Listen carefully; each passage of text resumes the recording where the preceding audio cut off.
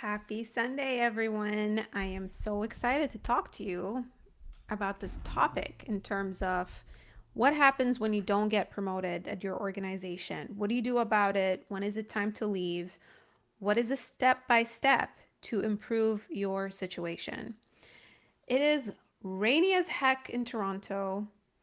I hope it's not going to be too rainy for the rest of the summer because, gosh, I am so bummed that summer is going to end soon. We literally only have 1 month and then it's fall. I cannot believe how fast summer went by. If you are listening, if you don't know me, I would love it if you drop in the chat. Tell me where you're tuning from, who you are, and there's a lot of goodies in this live. I actually spent a very long time writing an article yesterday that goes deep into why people have so much difficulty leaving. So let me paint a scenario for you, and maybe you will relate to this. You are a high achiever. Perhaps you are at the director level, maybe a senior individual contributor with more than 15 years of experience. Maybe you're a VP and you have delivered on every mandate. You have exceeded expectations, but your organization still won't promote you. You ask for feedback and you get criticism instead. Criticism over things that are meaningless, that are not even relevant to the business outcomes that you delivered on. So what do you do? What do you do to fix it? You end up working harder. And when you end up working harder, what the organization does, because they don't want to lose you, they give you some breadcrumbs, breadcrumb recognition, just so that you feel a little bit of relief. And then what happens is the goalposts keep moving. Every time they give you feedback or they give you a reason why you're not getting promoted, you deliver on those things. And then there's something new another reason that they give you as to why you're not getting promoted. And sometimes it's a structural issue. A lot of my clients who come to me have experienced a reorg, a merger and acquisition, a reorg, and they end up losing their manager who's been advocating for them, their sponsor. They leave the company, someone else comes in, and they feel like they have to start all over again, which is frustrating. Now, what I see high achievers doing is they get into the cycle of prove, fix, hope. Okay? I'm going to go through that cycle because it is a very dangerous cycle to be in. And what I'm going to do is I'm going to break down the psychology of why exceptional people stay in jobs that won't progress their career. You're a smart person at a subconscious level. You know that what you're doing by staying in this company is you're causing your career to be stagnant. And let's be real. If you are a director, you are likely above the age on average of 35. Likely. More than that. I'm 42. And anyone above the age of 35, I mean, 40, 50, right? We're at a point where you don't have a ton of years left in your career to just be stagnant and to be frivolous. Time is of the essence, and you don't want to spend too much time in a role that keeps you stagnant, because what happens? What happens when you do that? You lose momentum. It becomes very difficult to place you. And the more stagnant you are, the more questions you get during interviews, the more difficult it is to actually convince, hiring managers that you are valuable. This is where the recruiters sense the red flags. Okay, the advice that giving you, I'm going to give you right now, and I encourage you to watch till the end because I actually have a free gift for anyone who stays till the end. I will share with you my free email course. And by the way, this is not just some email sequence. This is an actual course that I built. I put a lot of effort into it and I'm giving it away for free. So if you stay till the end, you will get the link to my free course. And yeah, if you're watching the replay, then you can just, comment, free course or send me a DM and I will share with you the link to the free course. Okay, so um, this is based on 1,000 directors, VPs, and senior individual contributors that I've coached. It's also based on my own story as someone who's been in the corporate world for more than 15 years, has climbed up to the top to the director level, worked with C-level, and worked with over 1,000 people. Here's the thing. Most high performers learned early that approval had to be earned through performance. You're sort of expecting that in order to get recognition, you have to work very hard. You have to, sometimes you even have to burn yourself out. And so what happens is you tie achievements to your self-worth. And that mindset can build an extraordinary career. I mean, it built my career. I learned that if I work hard, I climb up, right? But being a fixer can have pros and cons. So being a fixer is what helped me move to a new country and build a life. I moved to a new country at 18 and built my entire life on my own without my parents. All of them are in the Middle East. I'm here by myself. And if it wasn't for my fixer mindset, I wouldn't have gone to where I am. I wouldn't have built a professional identity from scratch and led over $1 billion transformations inside Fortune 500 companies. But I'm going to tell you something that I don't say often. Because I've had this fixer mindset, I attached to situations that weren't serving me. I thought I could fix every single situation, even when it was a dead end. And that is a dangerous part of being a high achiever. For example, I was at an organization for more than 4.5 years, was not getting promoted, not getting the recognition, and I thought that I could fix it. But there was nothing to fix there. The company just didn't have the ability, the budget to promote me. So why stay when you could just leave into a place that actually has the capacity to accommodate you? Yes, thank you, Adib, for sharing this. An insightful and empowering session, transitioning out of spaces that don't recognize your value is often the catalyst for true innovation. Very true. As a master goldsmith, I believe that just like precious gold needs the right crucible to shine, our true potential requires the right environment to flourish. Thank you for a great discussion. Wow, I really, really love this analogy. Thank you for sharing, Adib. And thank you, Brett, for um, your feedback. Okay, so here's the thing. At that job that I'm sharing with you guys, I saved a contract that was worth over 3 million, and on paper I did everything right.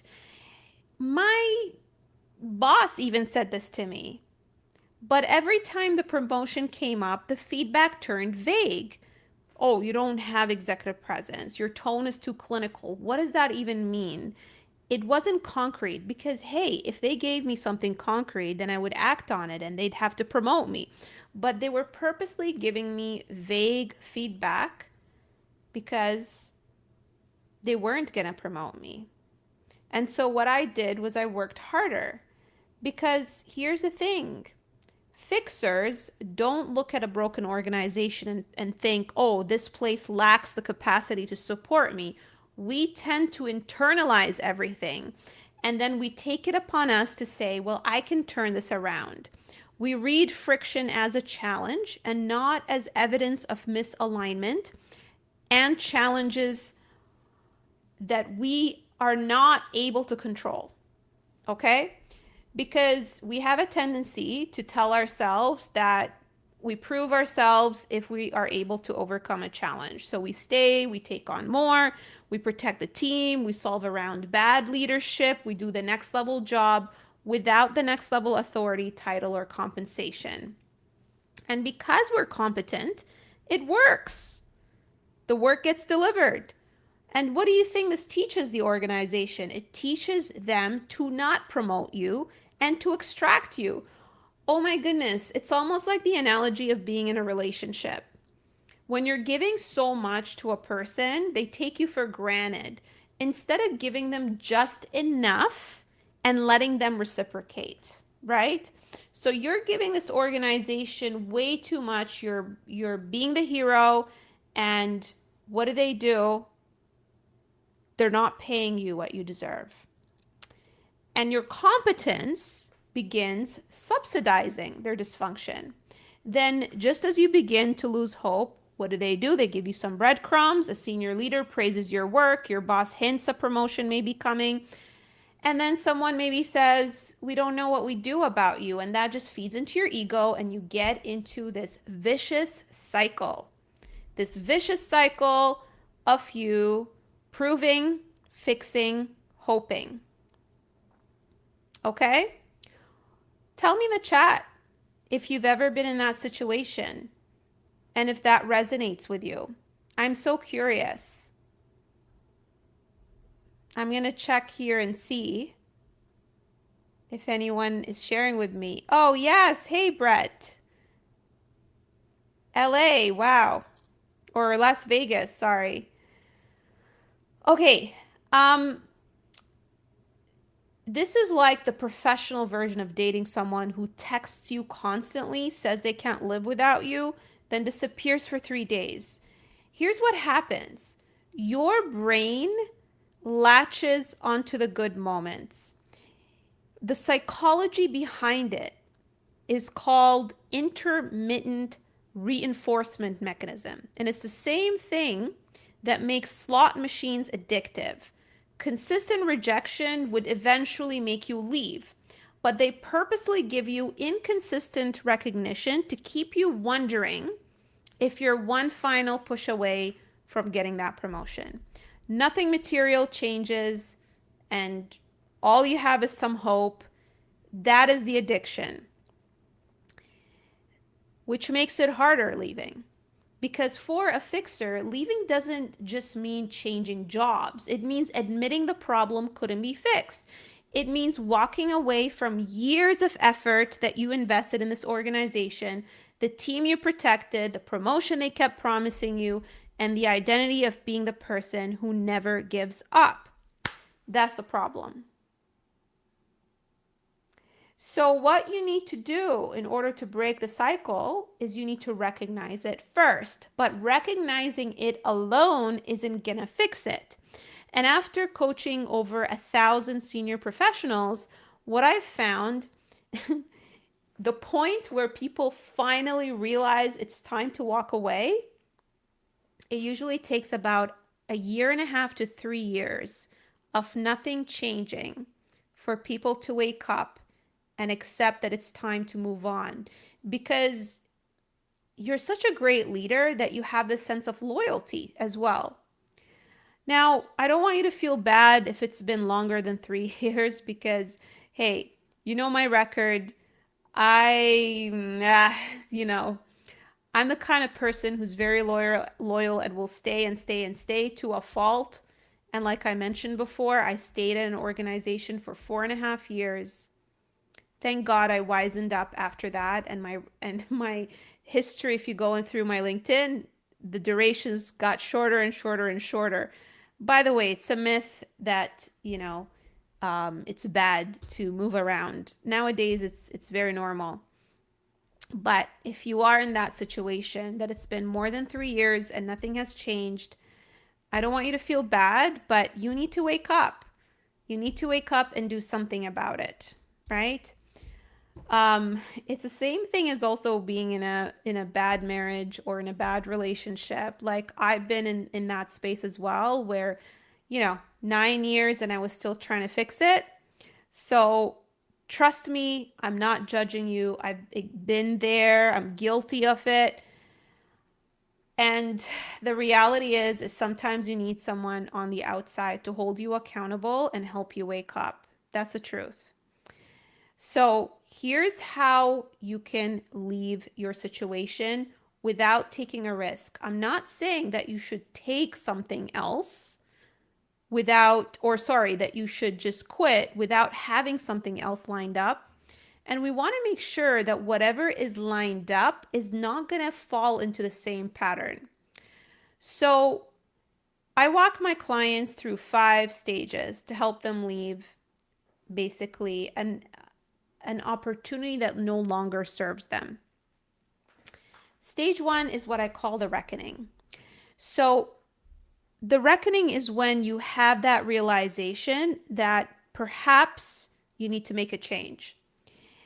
This is where you separate evidence from hope. This is where you stop confusing the organization's limitations with your inadequacy. Sometimes we confuse the fact that the company is just not capable to give us what we want. It's not because they're bad people. It's because the way that it is designed, the structure just does not support your potential. Again, if I compare it to a relationship, you can have 2 amazing people, but one person is not able, the other person is not able to give you what you want, right? Maybe they're not ready to be in a relationship. Maybe, I don't know, one person wants kids, the other one, doesn't want kids, right? They're not bad people. It's just that they can't give you what you want. And this is the same thing with an organization. They can't give you what they want due to structural issues, such as budget limitations, lack of innovation, board direction, whatever it is. So this is where we get to what I call the reckoning. Stage 2. Stage 2 is where I work with my clients to detach from that fixer identity. You need to, if you want to move up, you also want to, detach from that identity because you're no longer a doer anyway. And a fixer can leave one dysfunctional company and immediately end up in the same situation. This is why sometimes when I talk to people, we look at their experience and I literally see the same pattern being repeated over and over and over again. And there's an element of, okay, is this a coincidence or is this something that I need to work on? And when I say you need to work on it, it doesn't mean that you're not competent. It doesn't mean that you're the problem. It just means that you are prone to gravitate towards those dysfunctional organizations that really prey on you being a fixer and take advantage of it. You have a vulnerability and you need to recognize that vulnerability so that you don't fall into that same pattern. Because a title change and a logo change is not what's going to fix it. Recognizing the pattern and detaching from it is what's going to fix it. And I actually have a free email course that goes into detail so that you can recognize those things and you don't end up repeating them over and over and over again. Stage 3 is what I call rebuilding your value. This is a very important stage that I work on closely with my clients one-on-one. This is where you learn to see your value. Here's the thing. When you've been in an organization that is undervaluing you, and not recognizing you, because compensation is a form of appreciation, right?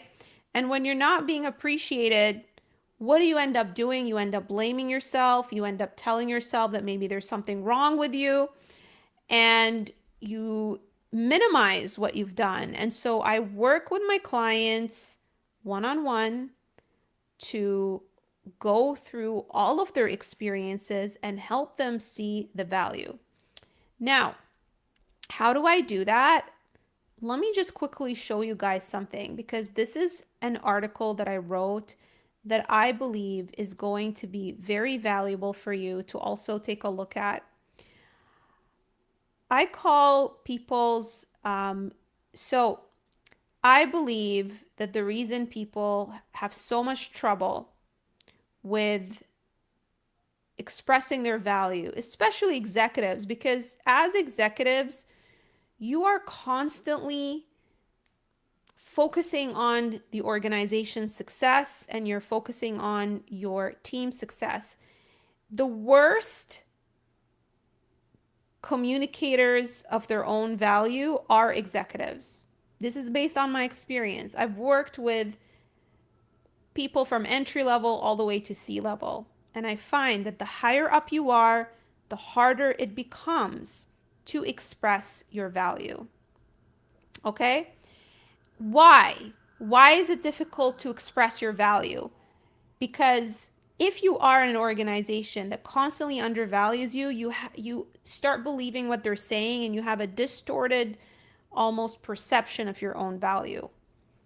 And also, when you are great at what you do, it becomes so natural to you, it's very difficult to actually put words to it. And if you've had a very messy, non-linear career as well, it's really difficult to categorize and express what you've done or even translate it to another context. And so one of the things that I talk about, one of the frameworks that I share with my clients to help them understand why it's difficult for them to express their value, is the value awareness pyramid.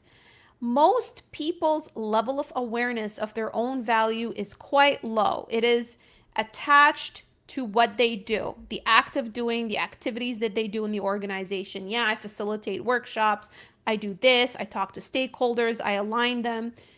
Those are activities.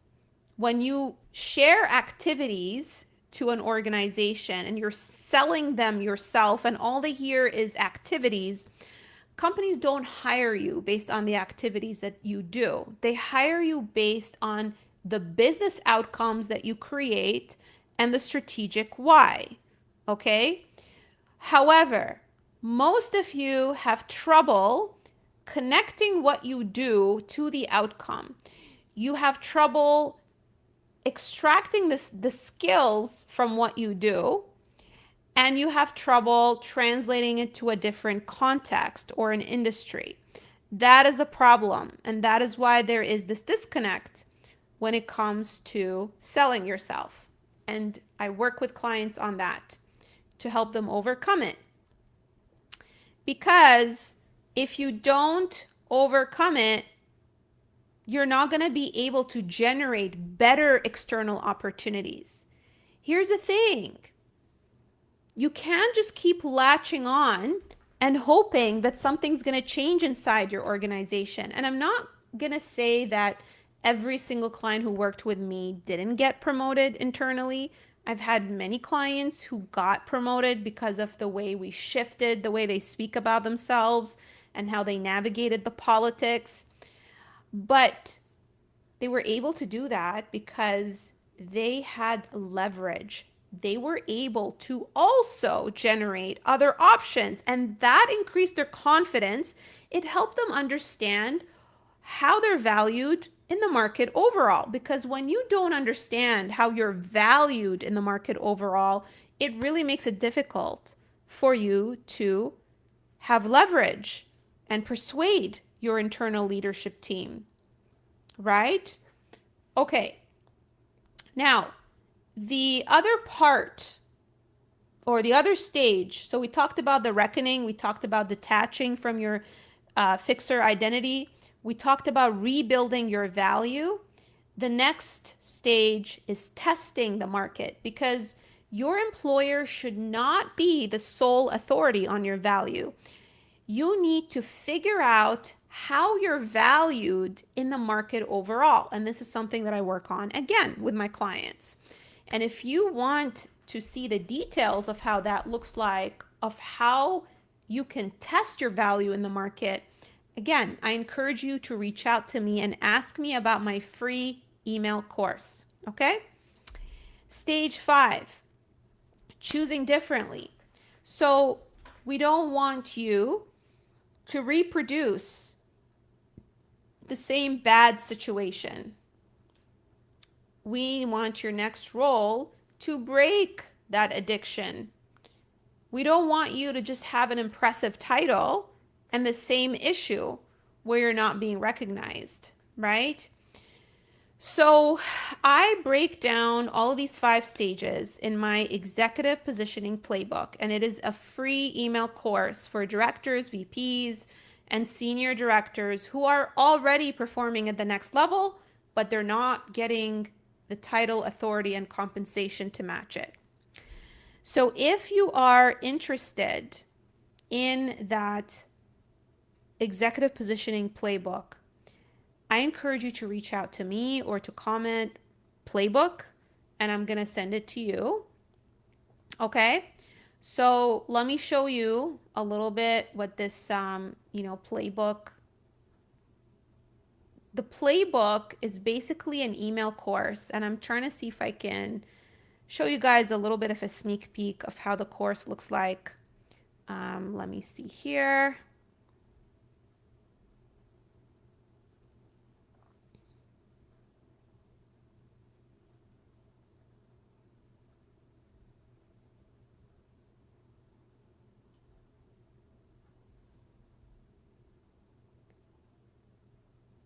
Okay. So, actually, let me just go back. Stop sharing, and I'm going to do a screen share of what the course looks like.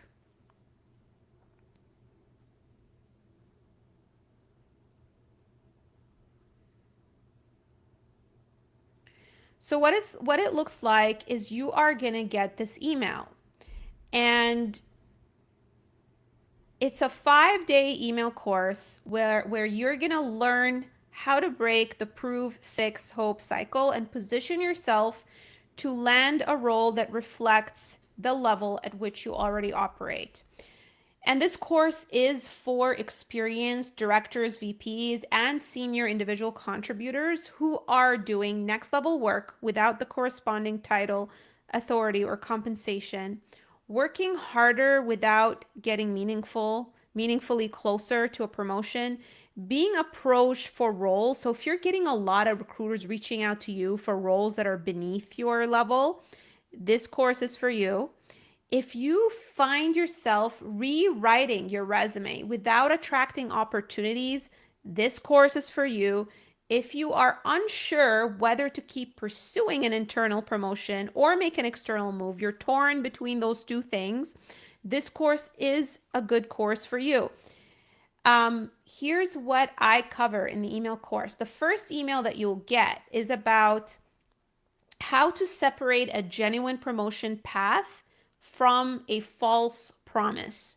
So there are certain characteristics that you need to look for in order to help you figure out if you're just getting false hope, right? The second day talks about why they're not promoting you. We talked a little bit about why, which is because obviously you're making it easy for them not to promote you. You need to be careful about that. Day 3 is about why your resume keeps positioning you below your level and how to communicate the business value behind your experience, not just the work you completed. The day 4 is how being repeatedly passed over can actually distort your sense of what you're qualified for. So we talked about how we want to make sure that you're not pigeonholing yourself to what your company thinks is your title. Sometimes I have clients who tell me that they were going for a director level in terms of promotion, but they're actually at the VP level. But because, that's what the company kind of brainwashed them to believe, that's what they pursue. So you need to be careful about that. And then, of course, day 5 is about how to ensure your next role gives you the authority, resources, and executive support to succeed. So if you're interested in this email course, send me a DM or comment playbook, and I am going to send it to you. Now, if you don't want to go through a 5-day email course and you want to get results faster and you want to work with me one-on-one, you can also book a career diagnosis to figure out what it's like working with me. So how do you book the free career diagnosis? Very simple. Go to my LinkedIn profile. There is a button that says book an appointment. Let me show you guys how that looks like. Let's see here. Window. There we go. Got a lot of messages today. So, yeah, just underneath, click on book an appointment, and then you're going to see this page. And I encourage you to watch the video because I share my story. There's some client testimonials. It's about 10 minutes to watch. And then you can click book your career diagnosis. So it's a 2-minute intake form to help me understand your situation better because it's only a 15-minute call. So I like to get the context so I can help you. Okay? Alrighty. I hope you guys enjoyed this. Honestly, it took me like almost a whole day to build that email course. That's how long it took me. And it took me a long time to write the article that goes with it on LinkedIn. So I hope that you guys enjoy it. It is completely free. I think you guys are going to love it. I literally went through all the patterns across over 1,000 people. It's also based on my personal experience, professionally and, personal, just to help me understand like why people get addicted to situations that don't serve them. So I hope that you guys love this. It would really mean a lot to me if you give this LinkedIn Live a like, because I know that there are more people out there who would really benefit from this, and you would be helping those people see this, which is a very valuable opportunity. Okay, I hope you have a wonderful rest of your Sunday, and we will talk soon. Thank you so much, everyone, for your support. You guys are amazing.